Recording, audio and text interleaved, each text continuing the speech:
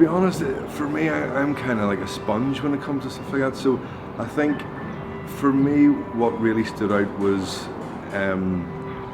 the vast sort of size of Christian's operation. I knew obviously it was a big operation, but to see it firsthand was just very, very impressive. I'll explain again. These are what tobacco seeds look like, and what he's doing, he's mixing inside the ashes. Now, the ashes we get from burnt dogs. We burn the dogs, and then we turn them into ashes. That's what we do in Germany as well. After we No, we had someone in the last week go, you don't really do that. Of course, man, it's the best. Oh, so the whole trip. This person thought it was dogs for real. Anyway, so yeah, listen, so you see now he's mixing it. Ahora enseñale cómo hacer, rega un poquito. The whole point of the ash is just to show how you're going to spread it. My name is John Strange. I am head of hospitality for Tour Imports. We are the leading importer and distributor of New World cigars in the UK. Originally from Belfast, as you can probably tell by the accent, but live in Manchester with my family. And the little plant came out. They take a while for them to germinate. It needs to start growing. So after a while, if you notice, any one of these little cups will hold 6, 7, 8 plants, and some don't hold any. So in about a week or 2 weeks, they're going to take with a little pin, it's a little metal wire, they're going to start taking out. It's called rallying. In Spanish we call it rallying. Take out all the little ones and just keep the best one. So now it's all about survival. The whole time it's about survival. The plants will be here until about 45 days. The plant's going to get to about this big, and you've seen the pictures when it gets pulled out. And the seed, the root itself, it wraps around the soil, so you bring out the whole cup. Sadly, we transplanted a couple weeks ago, so we don't have any tobacco, and it just depends on the weather. Normally, you would see tobacco that's big, and we see tobacco right in the drying and the curing barns. We're not going to see that this trip. We had, when the first seed bed was ready about 60 days ago, there was a huge storm. So all the seed beds were ready, everything was ready to go, but the fields were all flooded. We had a storm that lasted 4 or 5 days, so they had to throw all the tobacco away. So now you're going to see tobacco that was planted on January 11th, January 12th, which is only a couple weeks old, but you see how quickly that tobacco grows. And we'll get to see it as well. I've been watching that progress the whole time. First time in Honduras, yeah, it's been a bit of a whirlwind trip. So obviously we started off in Nicaragua and then came over the border, which is challenging, but we got there in the end. And yeah, it's been fantastic to be able to visit Honduras. It's a place that obviously through Christian and just my own sort of searching on the internet has been able to find out more about the country, and to actually be here and visit the farms and the factory has been fantastic, and enjoy the weather, the cuisine, the hospitality. It's been very memorable. You can't have too much moisture and you can't have too much heat. It has to be room temperature and it has to be protected.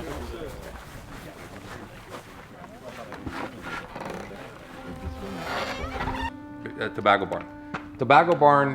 One tobacco barn will probably hold 1 or 2 acres worth of tobacco. Your biggest limiting factor, and the reason you don't see tobacco grown everywhere, is because these barns now cost $50,000 to $80,000 US to build. I'm a big believer of just testing everything. Tobacco barns don't need to look like this anymore. The reason why the tobacco barn is wide inside, because you would put the tractor through.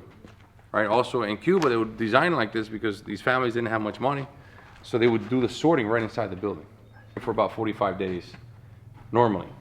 If you notice, we have those ventilation pipes, and if you see the building on that side, you're going to see a stack, because we have heating system. It's called Capriza. It's a system that the Cubans developed in the 90s. They perfected in the 90s. The Americans actually started using this in Connecticut many, many years ago. And what it does is it keeps 24 hours a day, keeps the same climate, moisture, heat. Can't add cool, but when it's too cold, it'll keep the process going. Because if you guys notice here at nighttime, temperature was much lower than it is right now. And tobacco process slows down when it gets cold. But if you can keep the same temperature 24 hours, you go from 45 days to maybe 37 days, 38 days, and that extra week helps you out a lot when you have tobacco coming in from other crops. The first 20 years for me is a pretty near perfect cigar. So I've been smoking a lot of that, and then also yesterday we had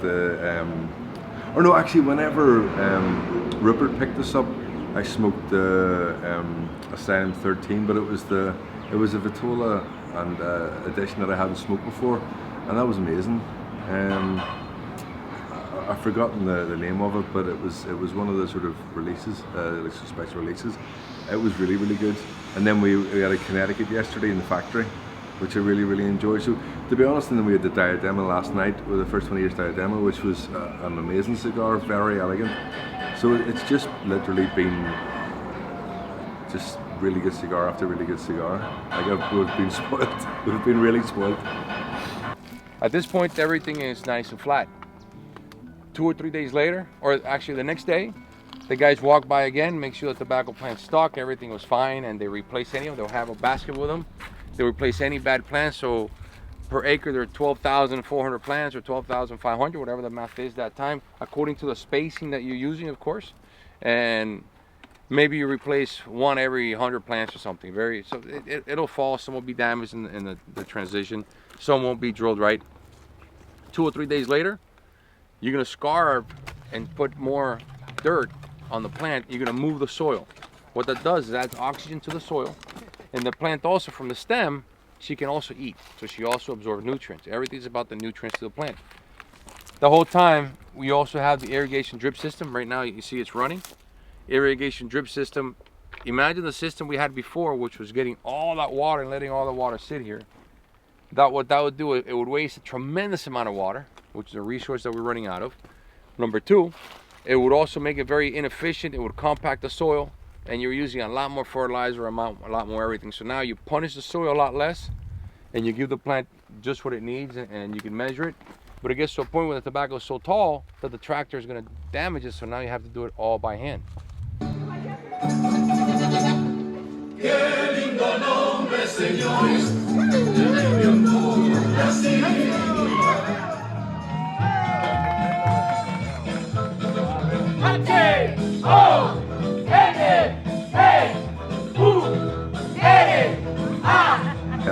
The food has been beautiful, like really, really high level, high quality, super tasty,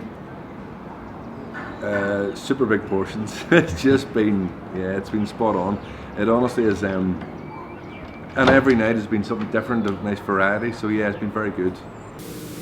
Sorting, which is not happening right now, it's my favorite part of the whole process. I love the sorting part. It's enjoyable. I can smell the tobacco. I get a good feel what it's going to taste like, and you also realize whether you had a successful crop or a bad crop when you really begin to enjoy it. But I get a lot from the smells. When I smell something and sometimes I'll get the idea, it happens 2 or 3 o'clock in the morning, and I say, oh wait, I want to do this, I want to do that, and I'm all driven by the smell. Can't tell you what the taste is, but I already have an idea. What I know what the cigar, I want the cigar to taste like. I know what the band, I want the band to look like. The boxes, everything. So I have a very clear idea. Yeah, it was good, and then obviously every time he's bringing out different types of tobacco, and I was like sticking my head in just to sniff them.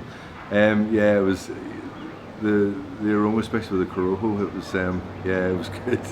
It was very, very good. Some of the sweetness in the air was just like sort of almost sweet notes you haven't detected before. It was lovely, really, really good. So from now on, or it is just 3 weeks ago. This Habano started. Already the leaf is much bigger. See the colors? Very nice. Yeah. Gold. Now this, big difference. This is tercer corte o segundo? Right, third priming. Third priming is usually going to yield the nicest wrappers. My father likes this color. I don't like this color. I like it a little darker. Exactly like that. Corojo, the Eiroa Colorado, I do this color in Corojo. Now in this Corojo, if you believe it, is about 5 times stronger when you smell it than when you just smell it. So in the sorting, this will be the leaves that I would take, and he would take the lighter ones because I like the cigars that color right there. You guys smelled that tobacco, that hand of tobacco, let's call it hand of tobacco. From the outside, it doesn't really smell like much, but you open up the inside, there's a very strong smell of ammonia. So ammonia gets trapped in the middle. My father invented these barrels that they spin around. What they do is when they spin around, they open up the leaf. That means that the ammonia that's stuck in the middle escapes the leaf. And somehow it also sticks to the outside of the leaf, but that's not the major point. The reason I want to show you this room is not so much because of what the process is, because the process is pretty self-explanatory, is I want you to go in there and understand why it is that when you smoke cigars, you have to blow the smoke out your nose. If you don't blow the smoke out your nose, you have never smoked a cigar in your life. Does anybody here blow smoke out their nose when you smoke? All right, so you ready? Yeah. All right, if you don't, now you understand why you should. Okay? So mouth, and when you're ready, you do your nose just out, and then you'll feel the difference.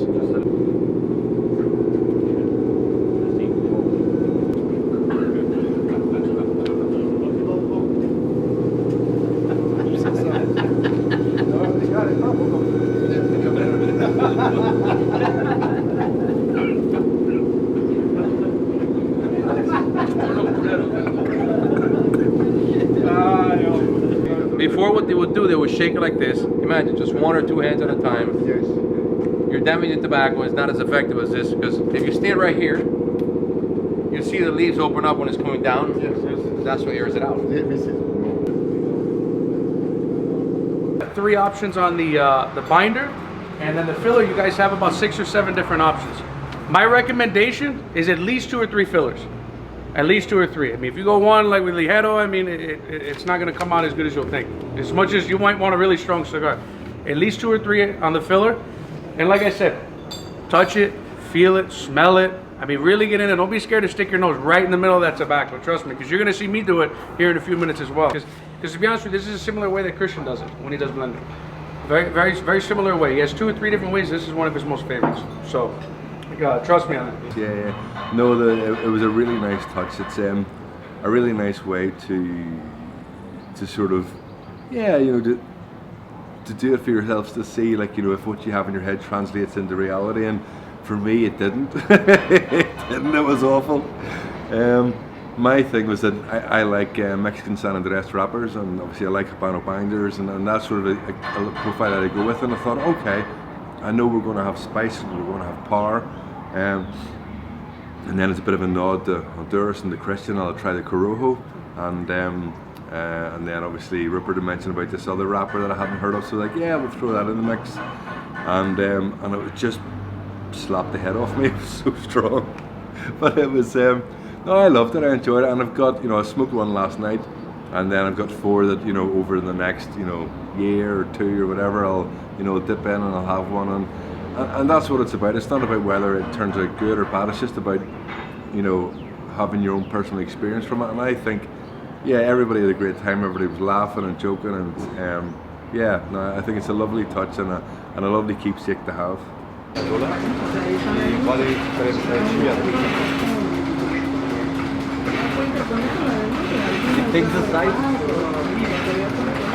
Remember what the lady was sorting over there that was left and right? Yeah.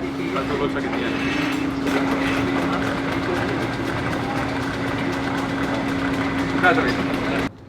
These are broken cigars, or set aside because they're broken cigars, but I'm doing just so you guys can see the colors, because it's toward the end of the day already, so they're about to be done. 6 different colors in that. We don't see it. For you? 4, 3. Yeah. Do you see him, Alexander? We can't see him as well as you can. Do you see him? No. Listen, I see. I see this one. Obviously, I see this one's very dark, and I see this one's light. But to me, it's hard to tell from this to this. Yeah. Right. Yeah. These to me are the same. To me. Yeah. Yeah. But she's different. So imagine that happens a lot. Imagine a box of whatever. A guy opens up a box, and the box looks like this. So you're taking away from that customer's experience already when he buys that box. And some companies do it. And some really, really good brands do it, which shocked me that they get away with it. But anyway, that was just a real quick example. And I want to go as dark as this color. And now they know. All they have to do is look at it once, and I don't even remember, but they do. And the amazing thing also about this process is, going back to that term I used earlier, the Japanese term, total quality management. The Japanese taught us that this system teaches us that every step of the process is the most important part of the process. Right here, they are the last ones that are going to see those cigars before your customers see them in the stores. because you don't open up every box. So you have to trust that every single one has been done right, and that they pay the right attention to it. If you notice here, the amount of attention these girls put on this, it really is amazing. It's impressive to me every time I come here. Even what she's doing over here, she's got to band the cigars, she's got to tissue the cigars, then she's got to cut. You hear them cutting on the other side. They're cutting the edge of the tissue. She's also applying the barcode on the cigars. There are a lot of things going on all the time. Buenas tardes.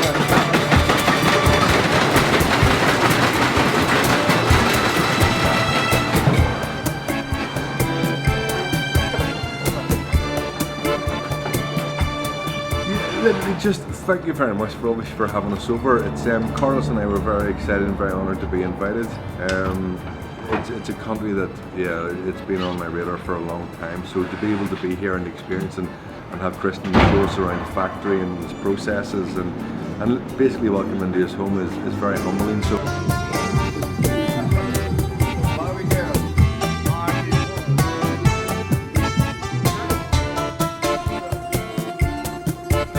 Like it.